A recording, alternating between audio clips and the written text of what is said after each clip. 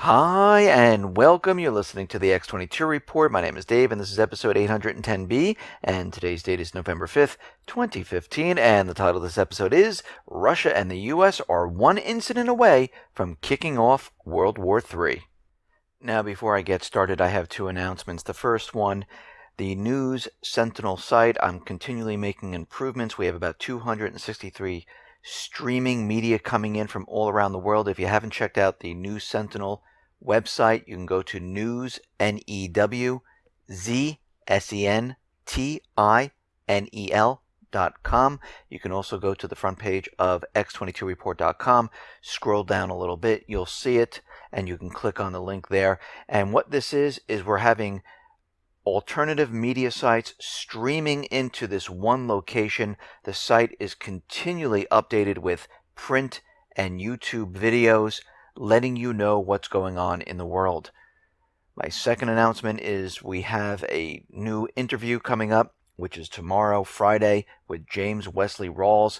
He's giving us an update on what has been going on around the world and what to expect. This is a very interesting interview, and this will be posted tomorrow. If you are on the x22report.com email alert system, I will email you. If you signed up to the X22 Report Spotlight YouTube channel, you should get an email from YouTube. If not, just go right to the channel and view the video there, or you can come over to the x22report.com site. Right on the home page, just scroll down a little bit, look over to your right-hand side, you'll see the video, or you can view it on newssentinel.com. You can go right over there and get the video. Let's get into the economic collapse, political and geopolitical news. Now, we talk about guns quite a bit, and we talk about how the government is continually trying to remove the Second Amendment, but they can't do that because they just can't rewrite the rights of the people. And what they try to do is they try to create all these laws that try to infringe upon the Second Amendment, which, again, they can't do because it's a violation of our rights. And what's very interesting is they continually tell us that we need these laws, to help the people, to stop the shootings, to stop the killings. And what's very interesting is and if you go back to 1920s, 1930s, 1940s, gun laws were very lax, and the killings back then are nothing like we see today, where the government creates these false flags and try to convince us that there's mass shootings. So something has definitely changed from back then to now, and I just wanted to go over some of the laws that we had back prior to 1968. Now, prior to 1968, you could mail order a rifle, and up until 1927, you could mail order a pistol too. And after that, 1927, you needed a license to mail order a pistol through the U.S. mail, but you could still do it via other carriers without a license. Sears, back then, was the biggest seller of firearms via the mail order. Firearms could be purchased cash on the barrel, no background check, no forms. Up until late as 1938, dealers didn't even have to record sales. Machine guns could be mail ordered until 1934. After that, they still could be as long as you pay the transfer tax and the gun was registered. Soldiers could bring back rifles, pistols, even machine guns as late as 1968, as long as they registered them and paid the tax. After 1938 and before 1968, a federal firearms license cost $1. The only requirement was that you keep an acquisition and disposition record, form number 4473. Prior to that, anyone could get into the gun business, no questions asked.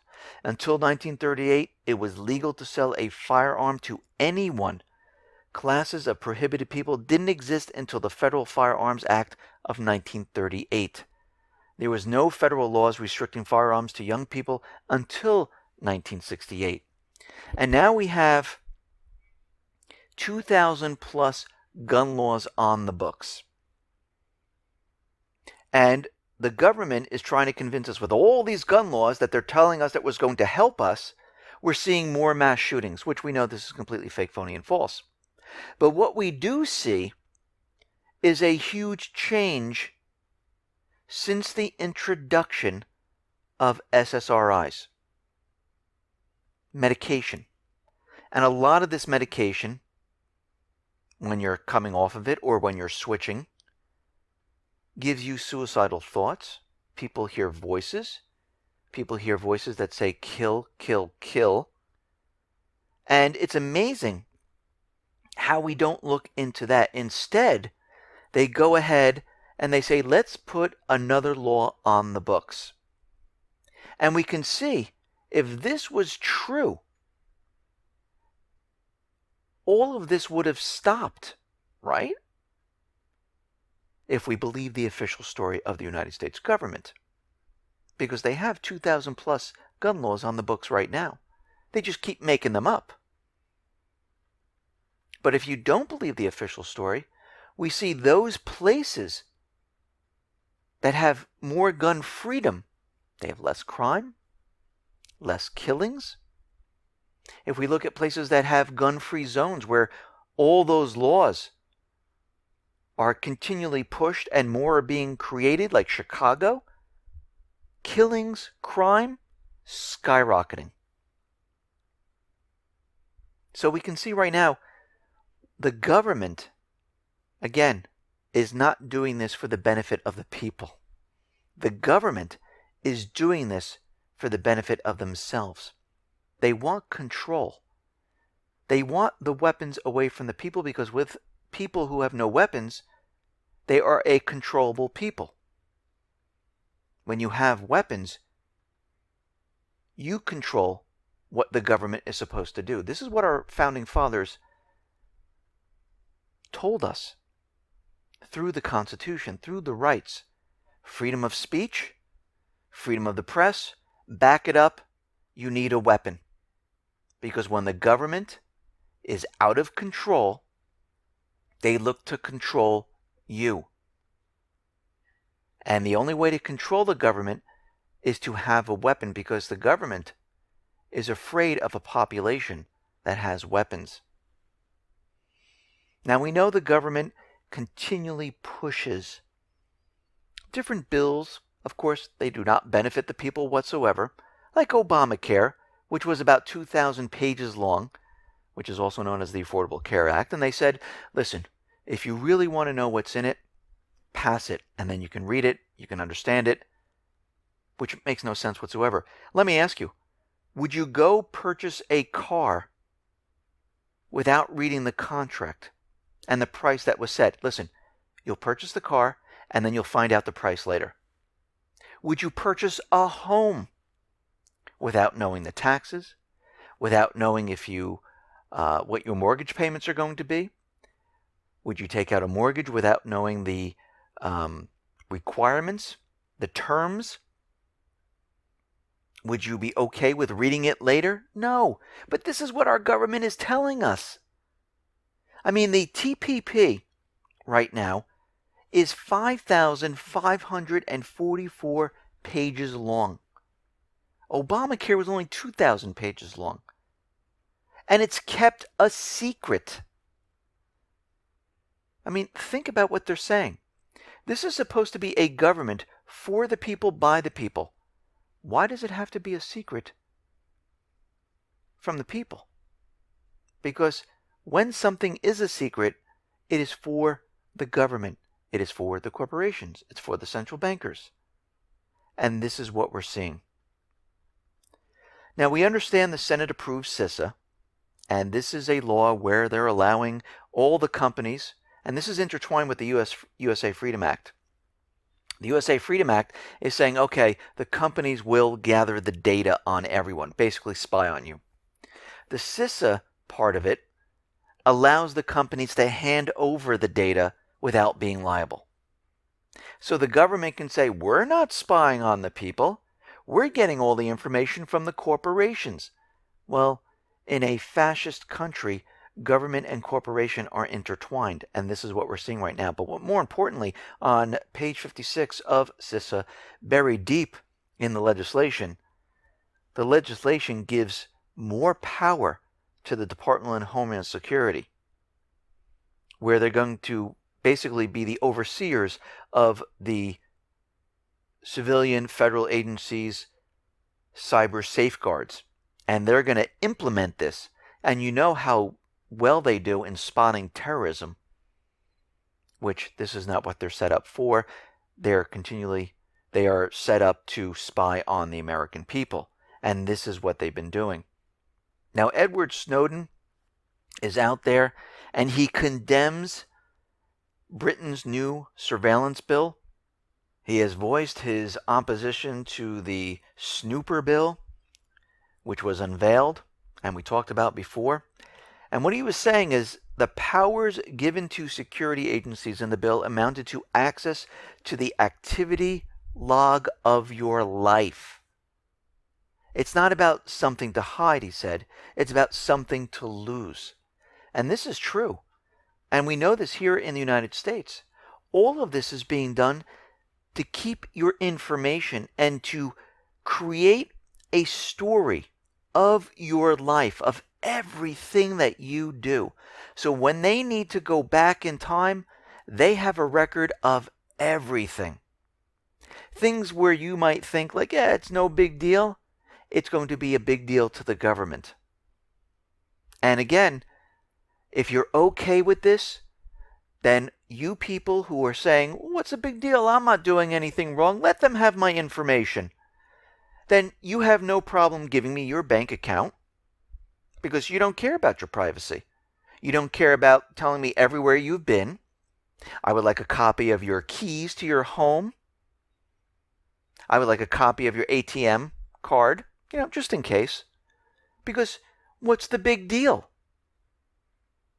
Well, it is a big deal because you've just given up all of your privacy. You've given up your rights. And it leaves you with no choice anymore. Because now you can't go back. You can't say, okay, I want my rights back. You've already given this over to the government. And this is what we really lose, the right to choose. I will choose what I would like to tell you or what I like to tell the government. And I will choose what not to. The government wants to take that away from you. And this is the big issue. Now, out in Ukraine, we're starting to see things are ramping up once again. It's funny how we're approaching the end of the year where the Minsk II ceasefire agreement expires, and all of a sudden we're starting to see Kiev come alive with shelling, launching rockets, and now the OSCE is saying that, yeah, there's been a lot of truce violations along the front line. It looks like Kiev is up to its old tricks once again. And whenever they decide to violate the Minsk II ceasefire, they go ahead and do it. And it seems like they're moving their equipment back up to the front lines. And the OSCE said that the agreed deadline for withdrawing lighter weapons, including tanks and armored personnel carriers, from the front lines was in the next few days. But the pullback has not been entirely successful right now, because Kiev is moving their equipment around, making it look like they're doing stuff when they're really not. So we're seeing an uptick of violence, and we're seeing Kiev pushing their agenda to go into the southeastern portion of Ukraine. And U.S. is out there saying that they're concerned over the recent uptick in violence in Ukraine. What's going on there? I mean, we have our advisors there training the National Guard and the armed forces, supplying them with lethal and non-lethal weapons. I can't understand why there's more violence. Now, Obama was giving a speech, and he says America's world supremacy is not about the number of occupied countries and fired missiles. He believes that the strength of the United States is because of diplomacy, because of the protection of human rights and cooperation with other nations. I mean, you have to laugh at this. The president acknowledged that the U.S. relied on its military strength and other leverage to achieve its goals. He said we occasionally have to twist the arms of countries that wouldn't do what we wanted them to do, either for economic or diplomatic reasons. Sometimes we had to bring in the military to make them do what we wanted.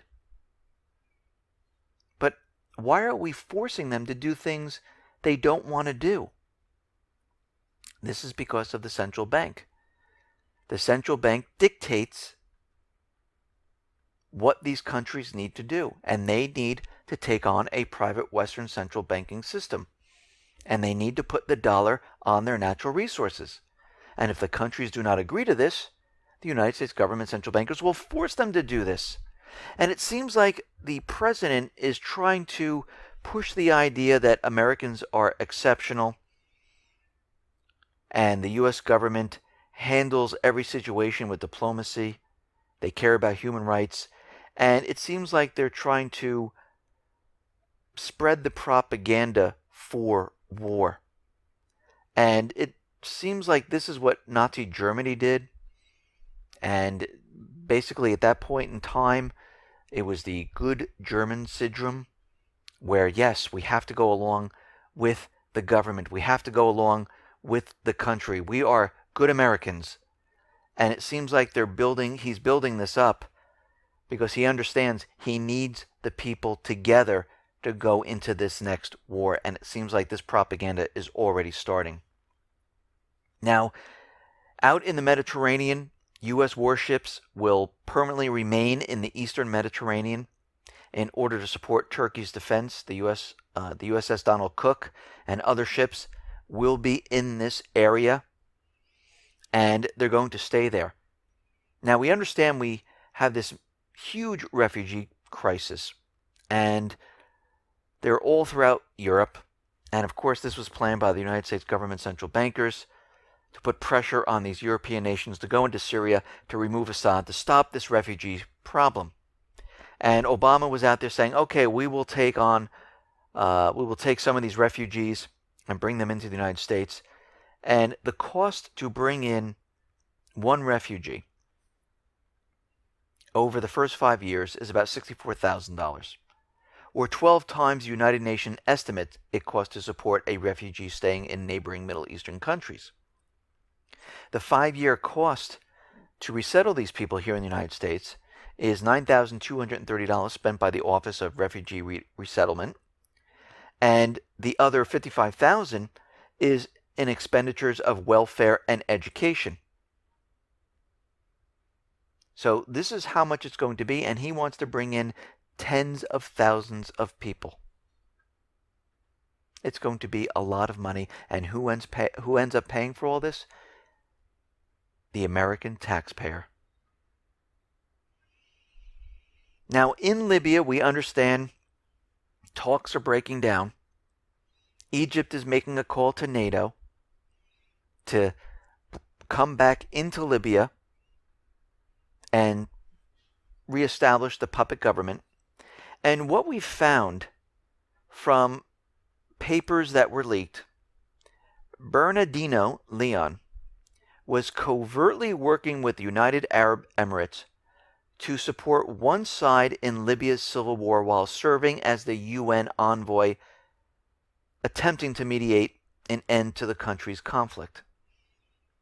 So this information was leaked, and right now he was trying to convince the government that was in Tripoli, which is not controlled by the United States government central bankers, to form a one government in Libya, and the one government will be ruled by the puppet government.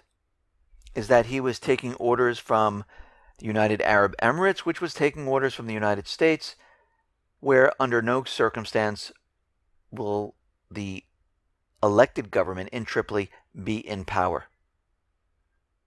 So right now, he was biased, and the whole thing is a complete sham. Now, the U.S. State Department admits that yes, some of the Free Syrian Army rebels did defect into Al-Qaeda, into Al-Nusra, and the Islamic State. Well, I've said this for a very long time, and I'm not saying some. I'm saying once they were trained, they brought the weapons, they brought their knowledge, and they just called them the Islamic State. They just called them Al-Qaeda. They just called them whatever. And this is why it's very difficult to find the Free Syrian Army, which they're rebranding right now. France is going to be sending their aircraft carrier to support military operations in Syria. Turkey is getting ready to act inside Syria because of the bombing inside Syria. And of course, they just pinned this on the Islamic State. But of course, we know Turkey trained them, housed them, and basically supported them. So we know it's not the Islamic State. This was a complete false flag to convince everyone they need to go into Syria to get these terrorists. And remember, Turkey is a NATO nation, and if they're attacked, all the other NATO nations, they will come into the fight. Russia is sending a missile defense system to Syria. They've sent fighter jets, they've sent bombers and helicopters, and they are sending a missile defense system. Russia is also working on a new radar system. This new radar system is going to be a 3D system, which will basically create a precise 3D model of the Earth, and they'll be able to track ground objects. And they're working on this right now. Now, the Pentagon is, as we know, putting boots on the ground in Syria. Of course, Syria is a sovereign nation. Syria didn't invite the United States in there whatsoever. So basically, the United States is invading Syria right now. And we can see at this point their mission is twofold. One, to go into those areas to stop the bombings from Russia, because if they hit a U.S. soldier, of course, what can they say? Oh my God, Russia just bombed a U.S. soldier, killed him, the fight is on. And of course, they're setting this up.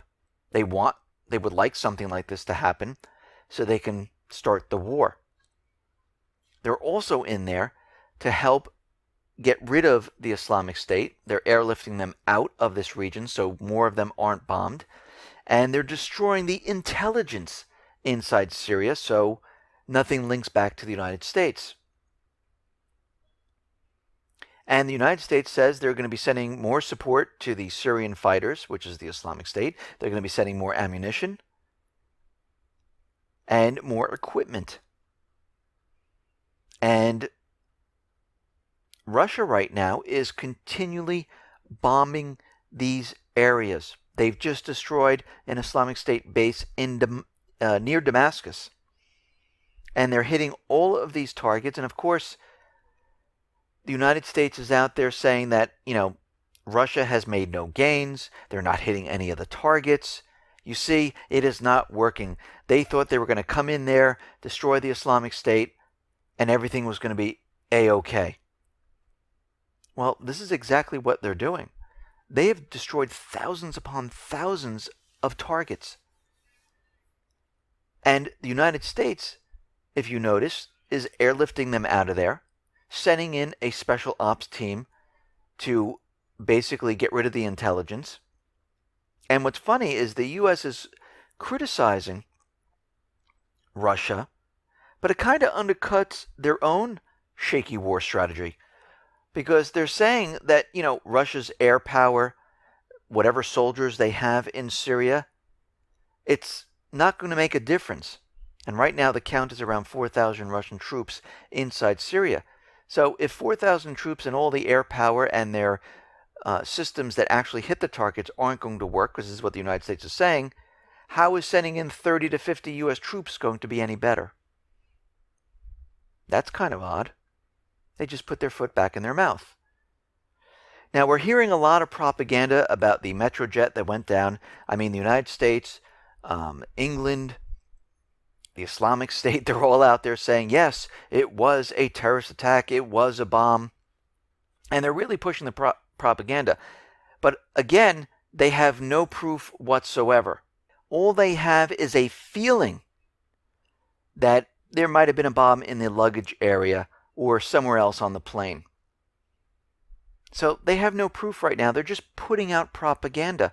That's all they're doing. And right now, Russia is looking through the evidence. They're looking through the black box, and they're saying that they're on all the passengers right now, they're not finding any type of explosive residue. And right now, all the evidence does not point to a bomb, but they still have more research, and they're not going to give their information out there until they've done the investigation, and they've done it thoroughly. But we see the propaganda completely flying wild throughout the corporate media and throughout the governments, because they're trying to gin this up and make everyone afraid. And as they continually push this propaganda, you have to wonder, maybe this was a malfunction of the plane, because they're really pushing this hard. And if they actually did do this, it wasn't the Islamic State. It was the United States government and the coalition forces. Now we see the CIA is coming out, and they're saying that, yes, we are giving man pads to the moderates, to those select rebels, the ones that we can trust. Now, the question is, who are these select rebels? Now, first they call them the moderate rebels. Now they're saying it's the select rebels. So this is the scenario. They're handing out man pads. We know it's going to the Islamic State and the other terrorist groups. Let's just call it what it is. Now, why are they doing this at this point? Well, this will allow them to what? Fire at a Russian jet? At a helicopter? Or a commercial airliner? It looks like the U.S. is setting something up out in Syria, because these are the scenarios. I mean, think about it. They're giving the terrorist groups surface-to-air missiles, and they will use them on Russian helicopters, Syrian helicopters, Syrian jets, Russian jets, or a commercial airliner. And it looks like the United States is setting a huge false flag event up. Listen, everyone, thanks a lot for listening. Be well, be safe, and especially be prepared. Thanks a lot.